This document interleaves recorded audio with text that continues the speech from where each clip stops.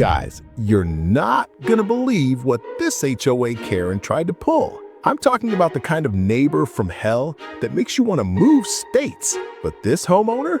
Oh man, he played chess while she was playing checkers. Stick around, because this revenge is absolutely beautiful. All right, so picture this. We've got Mike Thompson, just your average guy, right? Lives in Sunny Meadows, this cookie-cutter suburb outside Denver. Nice guy, keeps to himself, works in IT, loves his weekend barbecues. The American dream, you know. But then we have Linda. Oh boy, Linda Peterson. This woman single-handedly gives HOAs a bad name. We're talking about a 50-something lady who thinks she's running her own little dictatorship instead of a homeowners association. Now, Linda's been HOA president for 8 years? Nobody else wants the job because, let's be honest, who has that kind of time? But Linda, she lives for this stuff.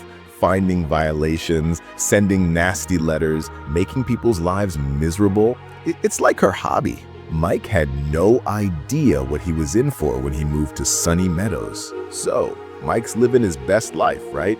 Every morning, he's out there watering his little garden. Nothing fancy, just some tomatoes, a few roses his mom gave him. Neighbors wave, everyone's friendly. Classic suburban paradise.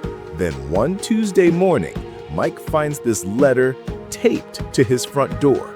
Not in his mailbox, mind you, taped to his door like some kind of public shaming.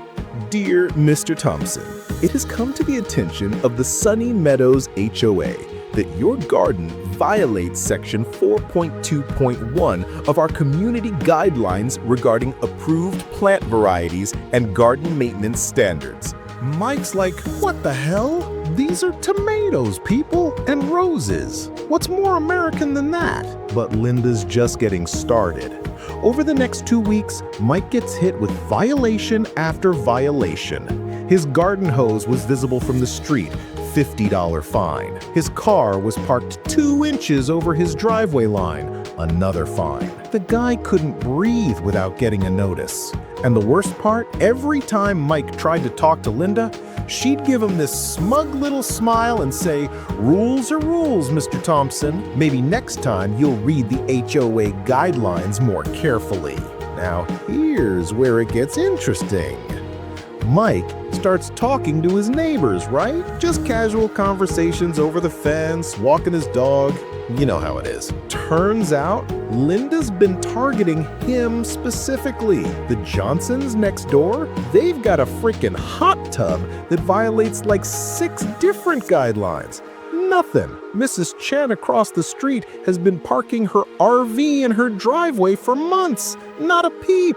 Then Mike talks to his buddy Dave, who works at the county office, and Dave drops this bomb on him. Linda's been trying to buy Mike's house through some shell company for months.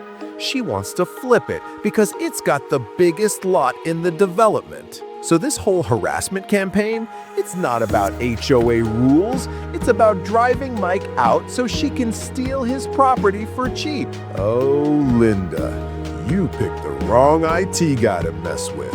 Mike's an IT guy, remember? This man knows how to research. He spends the next weekend going through every single HOA document, every city ordinance, every county regulation he can find. And oh boy, does he hit the jackpot. Turns out, Linda's been breaking more rules than a teenager at summer camp. First violation, she's been using HOA funds to pay for her personal lawyer. That's embezzlement, folks. Second, her precious flower garden, those aren't native plants required by city ordinance. Third, and this is the big one, she's been running an unlicensed home business doing HOA consulting. But Mike doesn't stop there. Oh no. He files a Freedom of Information Act request and discovers that Linda never even properly registered as HOA president. For 8 years, she's been operating without legal authority. So Mike puts together this beautiful, comprehensive report.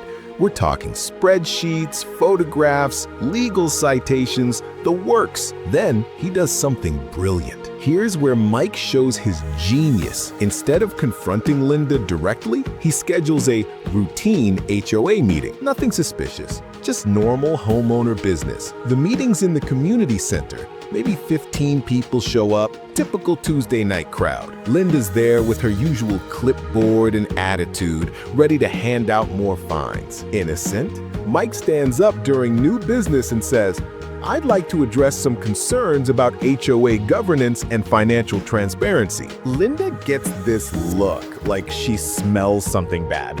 "Mr. Thompson, if you have concerns about violations, we can discuss those after the meeting." Mike just smiles and says, "Oh, I'm not here about violations, Linda. I'm here about felonies." The room goes dead quiet. You could hear a pin drop. Linda's face? Priceless. We're talking deer in headlights panic mode. Mike starts reading from his report. Every violation, every illegal act, every abuse of power. Satisfied. The other residents are looking at Linda like she just kicked their dog. Then comes the knockout punch. Mike announces that he's filed complaints with the county district attorney, the state HOA oversight board, and the IRS. Linda tries to interrupt.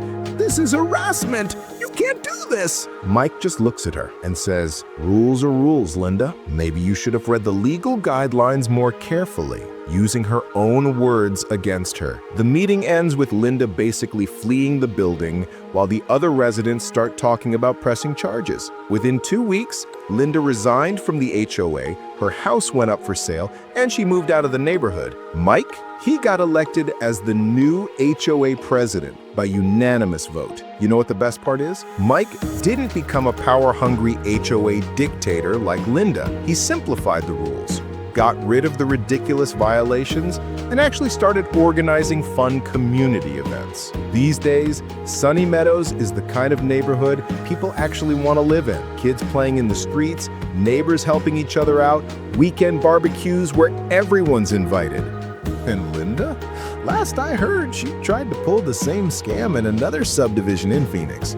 Apparently, she didn't learn her lesson the first time. Some people never do. But here's the thing. Sometimes bullies count on good people staying quiet. Mike could have just moved away, found another neighborhood. Instead, he stood up not just for himself, but for everyone Linda was terrorizing. Sometimes the best revenge isn't getting even. It's making things better for everyone else, too.